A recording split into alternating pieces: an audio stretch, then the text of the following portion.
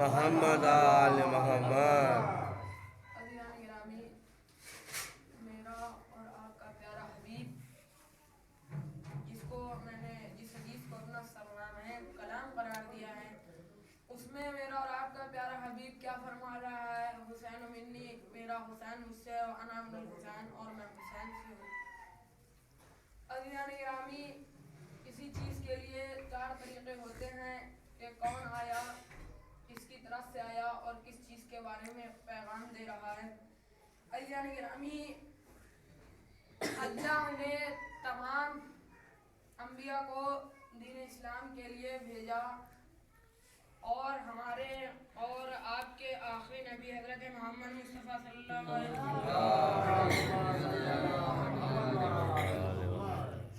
وسلم کو بھیجا، تو تبلیغ دین کے لیے بھیجا، اور تمام انبیاء کے دور میں ایک مخالف رہا، تو میرے رسول نے خلیفے کو مانگا تھا کہ جو میرا مددگار ہو، میری نصرت کرنے والا ہو۔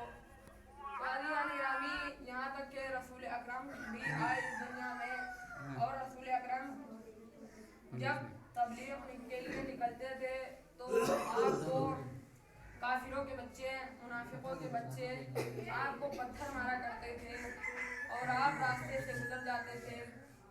تو عزیزان گرامی، ابو طالب کہ جنہوں نے ہمیشہ میرے رسول کی زندگی کی، ایک بار ان لوگوں کے پاس گئے، دریافت کرنے لگے تو تم ہمارے کام میں رکاوٹ پیدا کرتے ہو، ہمیں تبلیغ کیوں نہیں کرنے دیتے؟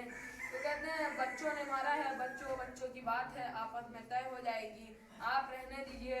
وقت جناب ابو طالب پھر دوسرے ہی دن اپنے لال کو بھیجتے ہیں، یعنی مولا کائنات علی ابن ابی طالب رسول کے ساتھ نکلتے ہیں تبلیغ کے لیے۔ اب پھر وہی پرانا انداز، پتھر پھینکنا شروع کیا، ادھر سے جیسے ہی ادھر سے پتھر چلا، ادھر سے میرے مولا نے بھی پتھر مارا، تو پتھر کا عالم یہ ہوا کہ کسی کا سر پھٹا، کسی کا پیر ٹوٹا، کسی کے ماتھے پہ جا لگا، اور سب کے خون بہنے لگا۔ تو جب وہ بچے اپنے اپنے گھر گئے تو کیا دیکھا ان کے ماں باپ نے، ان کافروں نے، کہ کسی کے خون نکل رہا ہے، کسی کا پیر ٹوٹا ہوا ہے، کسی کے کچھ ہوا ہے۔ تو پھر ابو طالب کے پاس آئے اور ابو طالب سے دریافت کیا کہ کیا ہے؟ تو ابو طالب نے ان کا ہی جواب انہیں دیا، بچوں کی بات ہے، آپس میں طے ہو جائے گی۔ تو عزیزان گرامی، آپ تعجب نہ کریں، اس لیے کہ علی نے نصرت رسول میں یہ کنکریاں پھینکی تھی۔ جب کنکریوں سے یہ سر پھٹ سکتا ہے تو جب میرا مولا میدان میں شجاعت کے لیے آئے گا تو پھر آسمان پہ ملائکہ کیوں نہ قصیدہ پڑھے، لا فتح الا علی لا سیف الا بالفقار۔ ایک سلوات بھیجیں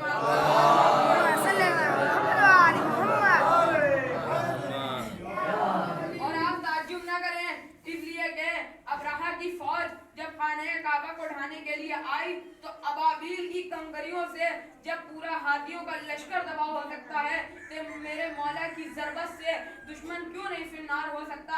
اس لیے کہ وہ بھی نمائندہ خدا ہے اور یہ بھی نمائندہ خدا۔ ایک سلوات بھیجیں محمد۔ تو عزیزان گرامی، میرے اور آپ کے مولا نے زندگی بھر رسول کی حفاظت کی، اور اسی رسول کا پیغام کہ میرا حسین مجھ سے ہے اور میں حسین سے ہوں۔ رسول اکرم حسین کی منزلت کو بتا رہے ہیں، اور رسول کوئی کام اس وقت تک نہیں کرتے جب تک کہ وحی الہی نازل نہ ہو جائے، یعنی رسول کا کام خدا کا کام، رسول کا قول خدا کا قول، رسول کا فعل خدا کا فعل، رسول کا عمل خدا کا عمل۔ یعنی کہ اب رسول کسی کی منزلت کو بتائیں تو وہ رسول نہیں کر رہے ہیں بلکہ خدا کر رہا ہے۔ اب رسول کسی کو ناقے پر جو ہے کسی کے لیے ناقہ بن جائے تو وہ تنہا رسول نہیں بلکہ اس میں مشیت الہی شامل ہوا کرتی ہے۔ ایک سلوات بھیجیں محمد۔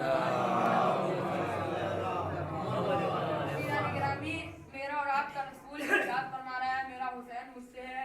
عزیزان گرامی، سورہ محمد میں خود ارشاد ہوتا ہے کہ اے ایمان والو تمہارا مولا ہوتا ہے اور اے کافرو تمہارا کوئی مولا ہی نہیں ہوتا۔ تو عزیزان گرامی، ہم یہ محرم میں مولا کا ذکر کرتے ہیں، مولا کی فضیلت کو بیان کرتے ہیں، اس لیے کہ ہم نے اور آپ نے نہیں بیان کیا ہے بلکہ رسول نے، اور رسول نے نہیں بلکہ اس میں مشیت الہی شامل تھی۔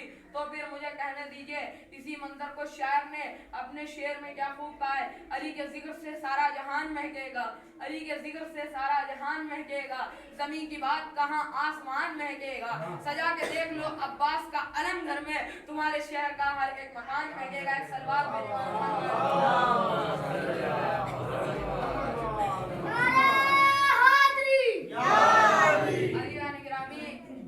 یہی وہ مولا کائنات تھے کہ جنہوں نے زندگی بھر رسول کی حفاظت کی اور جنہوں نے اپنے کو جو محمد مصطفیٰ پر قربان کر دیا۔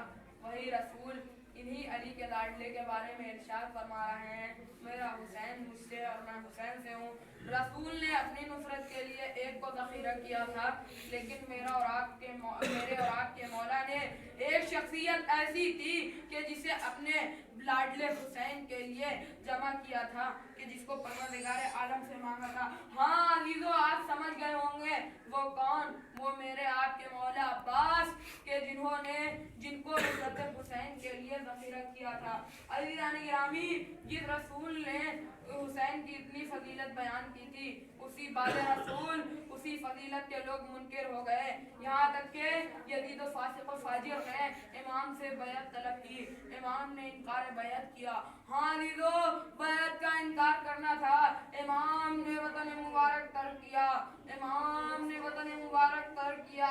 2 محرم سن 61 ہجری کو سرزمین کربلا پر وارد ہوئے، یہاں تک کہ شب عاشور آتی ہے کہ جس رات کو امام نے مہلت مانگا تھا، عزیزو مولا عباس اس رات خیمے کی پاسبانی کرتے رہے۔ مولا عباس اس رات خیمے کی پاسبانی جب کر رہے تھے تو زہیر ابن قین نے کہا تھا، اے عباس آپ جانتے ہیں آپ کس لیے ذخیرہ کیے گئے تھے؟ تو مولا عباس نے کہا کہ میں جانتا ہوں میں کس لیے ذخیرہ کیا گیا ہوں، میں حسین ابن علی کی پاسبانی کرنے کے لیے ذخیرہ کیا گیا ہوں، اور میں کل یہ جوہر جنگ کے دکھا دوں گا کہ تم یاد رکھو گے۔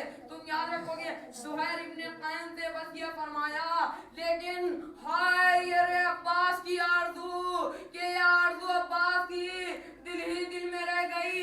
ہاں عزیزو، صبح عاشور نمودار ہوئی، یکے بعد دیگرے انصار حسینی شہید ہوئے، یہاں تک کہ غازی عباس آتے ہیں امام کی خدمت میں، مولا مجھے جنگ کی اجازت دیجئے، مجھے جنگ کی اجازت دیجئے۔